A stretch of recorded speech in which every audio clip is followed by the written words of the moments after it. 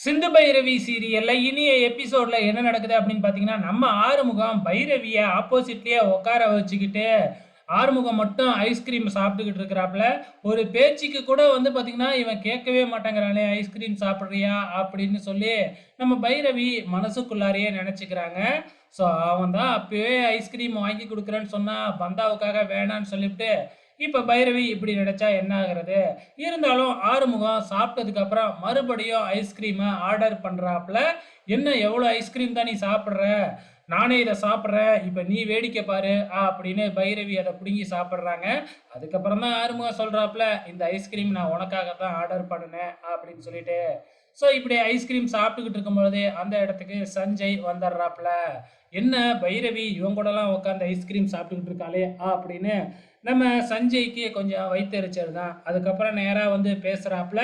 பேசிட்டு போகும்பொழுது வந்து பார்த்தீங்கன்னா, வேணும்னே ஆறுமுகத்தோட அந்த ஸ்டிக்க தட்டி விடுறாப்புல சஞ்சய்.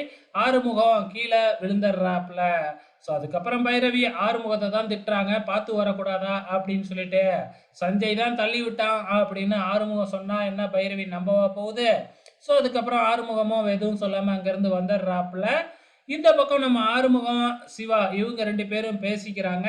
இந்த கோர்ட்ல எந்த தண்டனை குடுத்தாலும் மேல் கோர்ட்ல போய் பேசிக்கலாம் அப்படின்னு நம்ம ஆறுமுகம் சிவாவுக்கு யோசனை சொல்லிக்கிட்டு இருக்கிறாப்புல. இதுக்கப்புறம் சிவா என்ன செய்றாப்புல அப்படின்னா, தன்னோட டாக்குமெண்ட்ல இருந்து ஐடி ப்ரூஃப் வரைக்கும் எல்லாத்தையும் கொண்டு வந்து சிந்து கிட்ட குடுக்குறாங்க. நாளைக்கு கோர்ட்ல எனக்கு 6 மாசம் இல்லன்னா 1 வருஷம் ஜெயில் தண்டனை கிடைக்கலாம். அதுவரைக்கும் நீ இத எல்லாத்தையும் பத்திரமா பார்த்துக்க அப்படின்னு குடுக்குறாப்புல. இந்த சிந்து செய்யறதெல்லாம் செஞ்சுப்புட்டு கதறி அழுதுகிட்டு இருக்கு. ஸோ என்ன நடக்க போகுது அப்படிங்கிறது தெரியல. இப்ப கோர்ட்டு சொன்ன அந்த டேட் 18ஆம் தேதி வந்துருச்சு. கோர்ட்டும் ஆரம்பிக்க போறாங்க. அதுக்கு முன்னாடி சினேகா சிவாவ தனியா அழைச்சுக்கிட்டு போயிட்டு மறுபடியும் மண்டைய கழுவ பார்க்குறாங்க. ஆனா சிவா இதுக்கெல்லாம் அசர்ற ஆள் இல்ல இல்லையா? ஸோ அதே கான்ஃபிடென்ட்டா அப்படியே அதே இதுலயே தான் இருக்கிறாப்புல.